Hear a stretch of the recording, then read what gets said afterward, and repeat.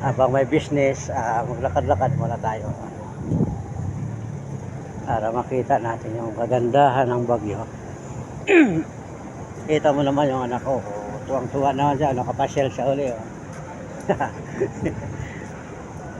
Yan. So guys, Massisian Road. Pag ganitong hindi masyadong matao, medyo maganda, maluwag. Okay lang maglakad-lakad. Tayo naman papunta sa palengke para bumili ng mga pasalubong ba, para naman yung madatnan natin masaya naman, galing yung Baguio may pasalubong. Kaya sasalita mo. Wala naman silang pinadala, naghintay lang na pasalubong. Lupit, no? Naningil pa ayan, mga tindera sa gilid.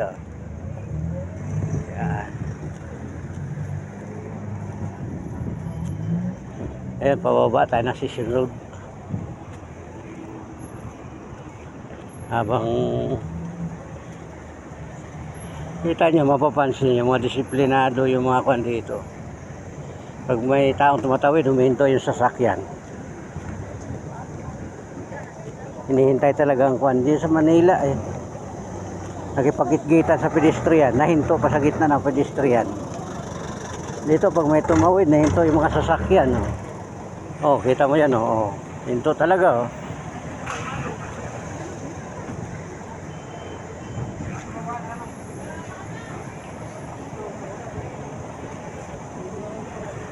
Totoo lang, maginaw na yung hangin. Nanginginig na ako, pero yung sa Manila ngayon pinapawisan ako.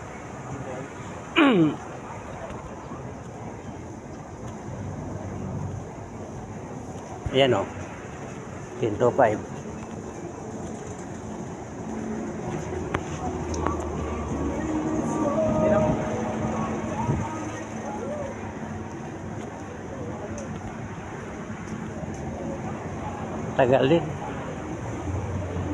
Tagal din nawala sa Baguio, maraming pinagbago.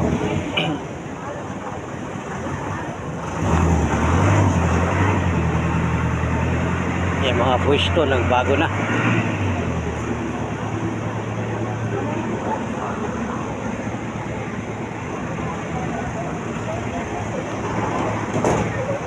Dati maraming mandurukot dito, ngayon wala na. Takot silang mabungo.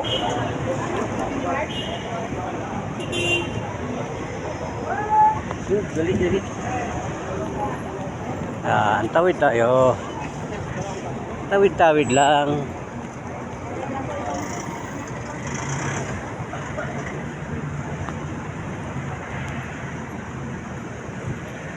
Kaya kung may time kayo, mamasyal na rin kayo sa Baguio. Para ma-relax din yung buhay nyo.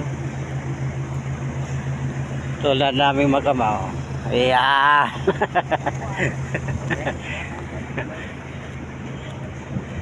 Pasimple yan, puro nakadali na yan. Kaya medyo maganda lang ngiti. May tubo pa.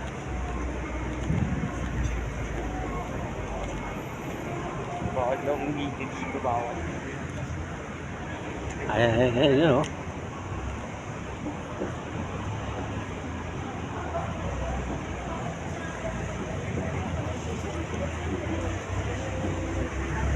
Dati dyan ako sa trabaho.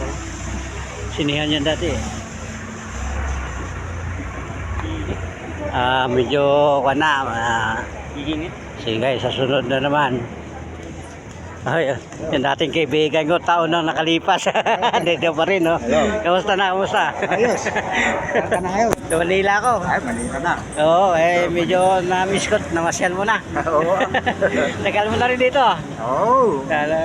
Wala na yung mga kakon dito. Wala na, nagbago na lahat. Ikaw na lang nandito. Sige. Ingat. Gwapo.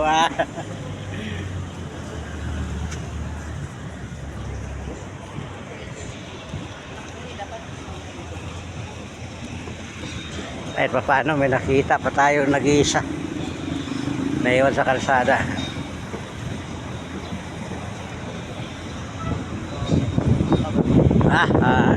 Sige, tawid muna tayo.